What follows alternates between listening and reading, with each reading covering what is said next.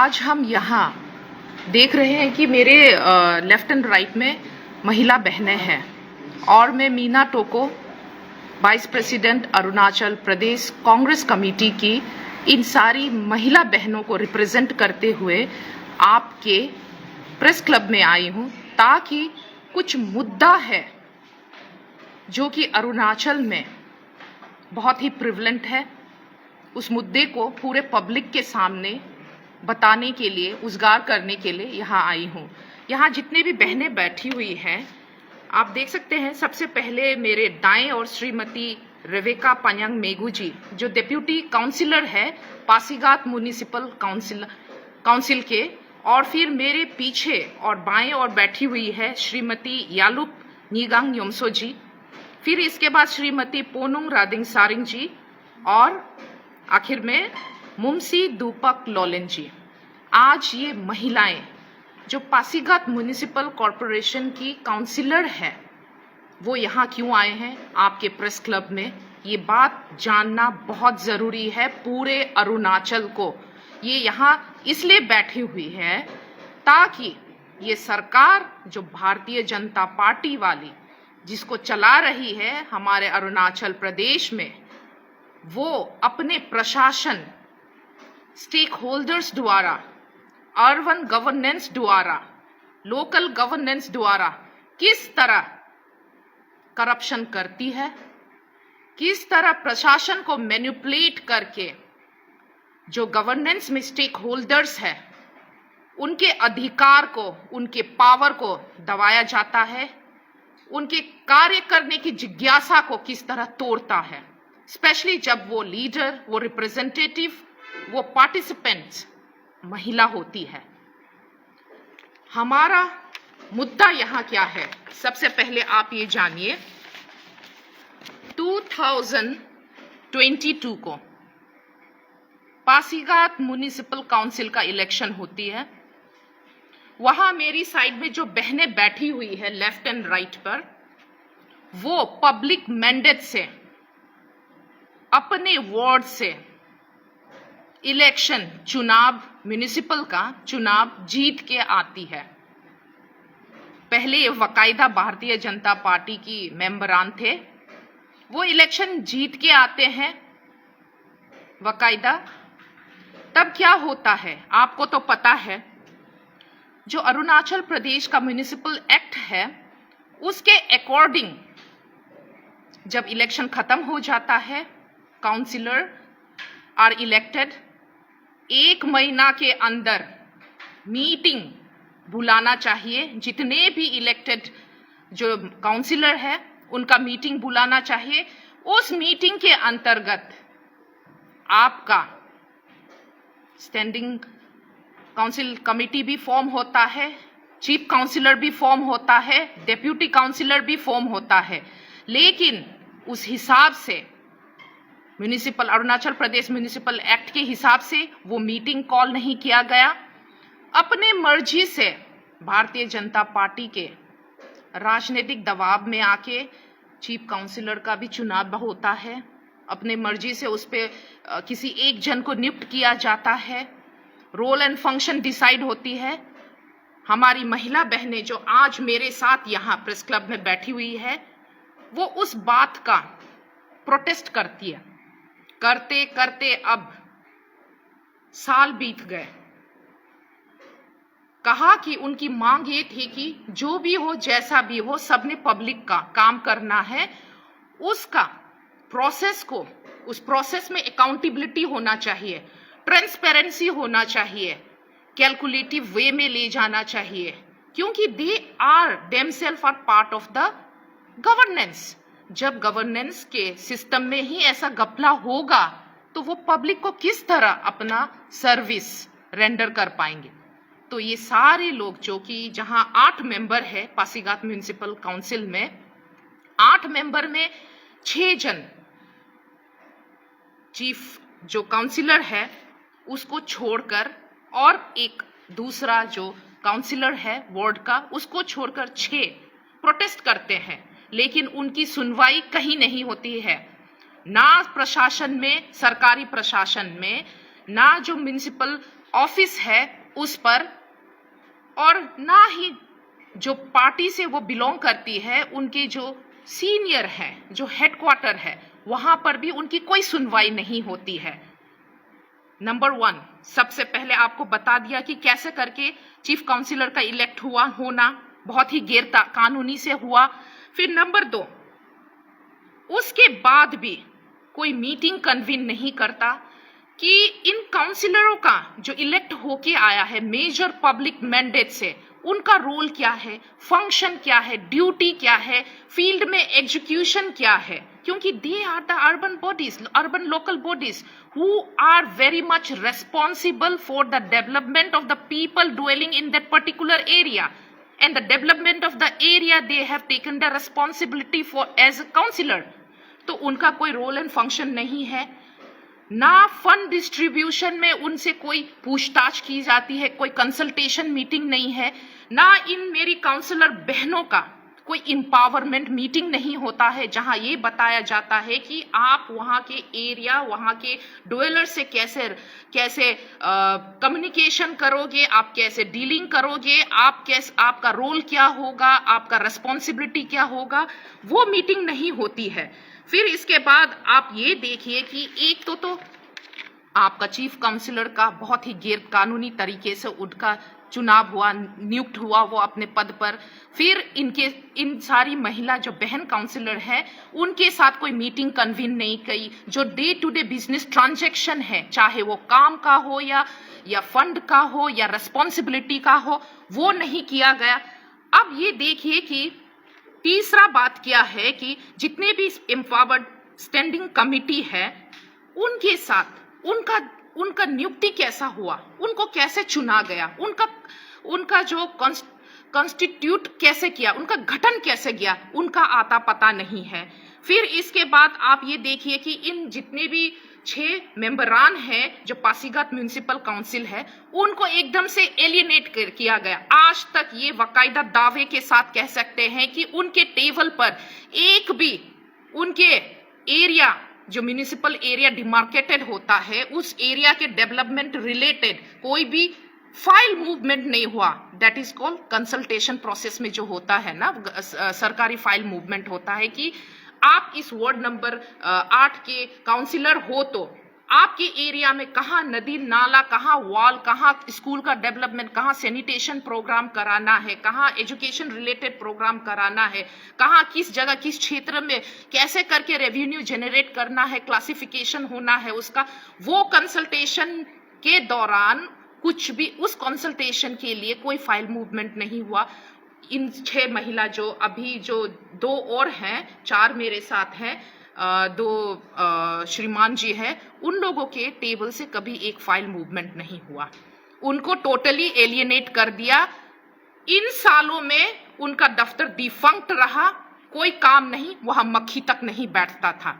तो ऐसे करके इनके लीडरशिप को दबाया गया, इनके अधिकार, राइट्स एज ए काउंसिलर को ह्यूमिलेट किया गया, बुरी तरह कुचला गया, इंसल्ट किया। तो अभी आप आगे ये देखिए कि इसी के चलते सालों साल इतना ह्यूमिलेशन होने के बाद अपने अधिकारों का हक मांगने के लिए वो गए डिस्ट्रिक्ट मजिस्ट्रेट के पास।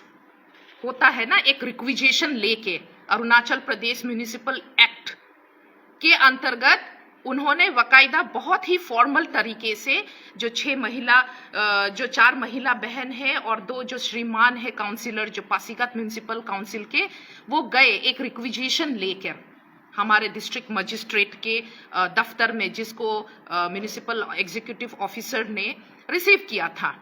तो क्या हुआ, वहां के जो डिस्ट्रिक्ट मजिस्ट्रेट है, जिसको डीसी के नाम से भी हम कॉमनली जानते हैं, बुलाते हैं, उन्होंने कहा कि ठीक है, 10 जुलाई को उन्होंने कंप्लेंट दिया, वो रिक्विजिशन के अंतर्गत 25 जुलाई का टाइम था कि इन लोगों का एक no confidence motion special meeting बुलाया जाए, जहां पे जो चीफ काउंसिल है उसके अगेंस्ट, उसको रखना है या नहीं रखना, उसके अगेंस्ट वोटिंग हुआ जाए, मीटिंग किया जाए, डिस्कशन किया जाए। वो ऑर्डर निकला 25 जुलाई का टाइम था, 25 जुलाई को टाइम दिया गया था। तो हमारी जो बहनें, जो काउंसिलर है, उनको लगा कि कहीं ना कहीं उनका जो अधिकार है काम करने का, लोगों को सर्विस देने का, वो कहीं ना कहीं उनको वो जगह मिल जाएगी। लेकिन क्या होता है 23 जुलाई को गवर्नमेंट ऑफ अरुणाचल सरकार से एक लेटर आता है, एक फरमान, बाकायदा एक फतवा के तौर पे एक फरमान जारी होता है कि वो स्पेशल मीटिंग को कैंसिल किया जाए। नो कॉन्फिडेंस मोशन वाली जो मीटिंग है उसको नहीं होना चाहिए, उसको रद्द किया जाए। उस डायरेक्शन को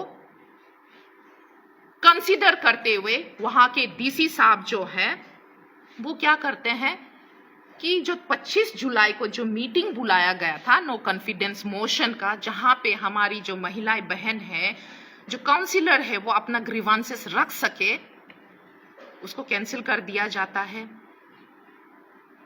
और बोलता है, उस पे लेटर पे ये लिखा है, डिफर्ड टू फर्दर नोटिस। अब उस समय से लेकर आज तक 6 महीने हो गया, कोई अपडेट नहीं है। ये महिलाएं बहन जो है बार बार डीसी का दफ्तर का दरवाजा खटखटा रहे, जस्टिस के लिए, न्याय के लिए, अपने अधिकार के लिए। लोगों ने जो प्यार उनको देकर जिताया है, उस प्यार को वापस लोगों को सर्विस देके चुकाने के लिए, अपना कर्ज चुकाने के लिए डीसी का दरवाजा खटखटा रहा है। लेकिन डीसी जो है कान बंद करके गवर्नमेंट ऑफ अरुणाचल का डायरेक्शन में अपना ड्यूटी भूल गया है। और आगे ये देखिए कि ये बहनें आज इंडियन नेशनल कांग्रेस ज्वाइन कर चुकी है, हमारे साथ है। और मेरा फर्ज बनता है एज अ कांग्रेस लीडर कि इन लोगों के हक के लिए लड़े। उन्होंने, हमारी बहनों ने देखा, जहां भारतीय जनता पार्टी ने कहा कि महिला सशक्तिकरण, बेटियों को आगे बढ़ाओ, उन्होंने ऐसा कहा था। लेकिन उस प्लेटफॉर्म में ही हमारी महिला बहनों का जो लीडर है, उनका गला घोटा जा रहा है। उनके साथ अन्याय होते हुए, देखते हुए भी आंख बंद करके एक अंधा पहरेदार बन के खड़ा है। तो आज इस प्रेस ब्रीफिंग में डिमांड है अरुणाचल प्रदेश कांग्रेस कमेटी का कि इन 4 बहनों का और 2 श्रीमान का, जो कि भारतीय जनता पार्टी के नियुक्त किया एक चीफ काउंसिलर अपना पावर दिखा रही है, उसको हटाया जाए। उसका वॉलंटियरली जो रिजिग्नेशन है वो डिमांड करती है उस चीफ काउंसिलर का, पासीघाट म्युनिसिपल काउंसिल का। एट द सेम टाइम जो वहां का डिस्ट्रिक्ट कमिश्नर है, डिस्ट्रिक्ट मजिस्ट्रेट है, उनके अगेंस्ट डिसिप्लिनरी एक्शन लिया जाए, इन्वेस्टिगेशन बिठाया जाए कि इन लोगों का जो रिक्विजिशन है उसको बार बार डिफर क्यों कर रहा है, and why there is no further communication from the office of DC to the councillor, to the 6th councillor who is not satisfied with the performance of the chief councillor of Pasighat Municipal Corporation council वकायदा, not corporation, council। तो ये दोनों demand है। और ये भी बता दे वकायदा कि इन लोगों को किस तरह से, किस बुनियाद पर, किस बेसिस पर हमारी जो 4 महिला बहन है और 2 श्रीमान है उसको एक्सपेल किया गया है, उसको रेस्टिगेट किया गया है उनके पद से। कारण क्या है? What is the reason? Give us a reason कि इन बहनों को हटाया गया है। ये पब्लिक मैंडेट से चुन के आए हैं, पब्लिक लीडर है, पब्लिक रिप्रेजेंटेटिव है, एक काउंसिलर है, एक वार्ड का लीडर है, केयरटेकर है। इनको किस बेसिस पे इसको एक्सपेल किया गया है? और इनके अगेंस्ट जबकि इन्होंने पार्टी कब का छोड़ दिया था। पार्टी भारतीय जनता पार्टी से कब का रिजाइन कर दिया था, जब उन्होंने डिमांड किया था कि चीफ काउंसिलर के अगेंस्ट नो कॉन्फिडेंस मोशन होना चाहिए। तब से लेकर उन्होंने रिजाइन कर दिया था। They are not into Bharatiya Janata party. Then किस बेसिस से इन लोगों को इनके पद से हटाया गया, कारण क्या है, और इनके अगेंस्ट जो 3 लाइन व्हिप होती है वो क्यों जारी किया गया, और उस 3 लाइन व्हिप के कंसिडरेशन में वहां के लोकल प्रशासन, जिसको डिस्ट्रिक्ट मजिस्ट्रेट भी कहते हैं, डिस्ट्रिक्ट कमिश्नर भी कहते हैं, उनको कॉन्फिडेंस में लेकर किस लिए अभी तक नो कॉन्फिडेंस मोशन का मीटिंग क्यों नहीं बुलाया गया, किस लिए नहीं बुलाया गया। These councillors are not entitled to the dictating direction of Bharatiya Janata Party, neither a administration who support Bharatiya Janata Party for their personal means. आगे हमारा ये भी डिमांड है कि आप ये देखिए,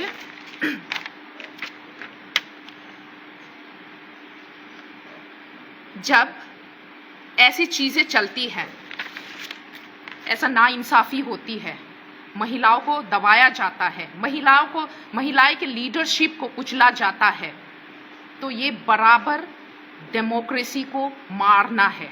डेमोक्रेसी क्या कहता है? डेमोक्रेसी क्या कहता है? जब कानून कहता है कि जहां मेजॉरिटी है उस मेजॉरिटी की बात सुनी जाए। अब यहाँ out of 8 councillor from Pasighat municipal council 6 जन जो है चीफ काउंसिलर श्रीमती ओक्यम मोयंग बोराम जी के परफॉर्मेंस से ना खुश होके उसके अगेंस्ट हैं, तो उनको उनके सीट को डिसॉल्व करके उससे वॉलंटियर रिजाइनेशन क्यों नहीं मांगता? प्रशासन क्यों ऐसा कर रहा है? सरकार उनका सपोर्ट क्यों कर रहा है? क्या उस एक जन के साथ आप लोगों का कोई बिजनेस डीलिंग है? क्या उस एक जन के साथ आप लोग क्या कोई करप्शन प्रोसेस में भागीदार हैं? ये जो हमारे 6 काउंसिलर्स हैं, उनकी ग्रीवांसेस को क्यों नहीं सुना जा रहा? किस लिए नहीं सुना जा रहा? जब से ये लोग इलेक्ट हुए हैं 2022 से, तब से ऑफिस बाकायदा डिफंक्ट है, लेकिन लोगों के सामने 6 महीने तक का टाइम दिखाया है। 6 मंथ से पीपल नो कि 6 मंथ से डिफंक्ट है, लेकिन उससे पहले से डिफंक्ट है, क्योंकि उनके साथ कोई कम्युनिकेशन नहीं, उनको पता नहीं है उनके वार्ड में क्या काम चल रहा है, क्या नहीं चल रहा है। और आगे ये देखिए कि अगर डिस्ट्रिक्ट मजिस्ट्रेट के ऊपर इंक्वायरी नहीं बिठाई जाती है, डिसिप्लिनरी एक्शन नहीं ली जाती है, और जो चीफ काउंसिलर है पासीघाट, जो इनवैलिड इनकम्बेंट चीफ काउंसिलर है पासीघाट म्युनिसिपल काउंसिल के, जिसका नाम है श्रीमती ओक्यम मोयंग बोराम जी, अगर वो वॉलंटियर रिजाइनेशन नहीं देती है, अपने आप स्टेप डाउन नहीं करती है, Arunachal Pradesh Congress committee will resort to democratic movement in each and every municipal ward, Pasighat municipal ward. We will go do protest dharna there. We will resort to other democratic means of protest as well. और आगे ये देखिए कि हमारे जो 6 councillor हैं उनको reinstate किया जाए, उन्हीं के बीच में से, क्योंकि since they are the majority, उन्हीं के बीच में से चीफ काउंसिलर चुना जाए, उन्हीं के बीच में से आपका जो स्टैंडिंग कमेटी होता है वो चुना जाए, उसी के बीच में से उन लोगों में ही से उन लोगों को वहाँ के जो म्युनिसिपल का काम करने का उन लोगों को मौका दिया जाए, जो कि उन लोग सालों साल से कर नहीं पा रहे हैं, उनको आगे आने का मौका दिया जाए, पब्लिक को सर्व करने का मौका दिया जाए। प्रशासन में जो एडमिनिस्ट्रेटिव ग्रोथ होती है, जो अर्बन डेवलपमेंट होती है, अर्बन रिलेटेड एक्टिविटी होती है, जो अर्बन लोकल गवर्नेंस को कैसे करके ट्रांसपेरेंट रखना है, अकाउंटेबल रखना है, आगे बढ़ाना है, उन सब में उनको मौका दिया जाए। इसी के साथ मैं अपना यहाँ प्रेस वार्ता खत्म करती हूँ। धन्यवाद। जय हिंद, जय कांग्रेस।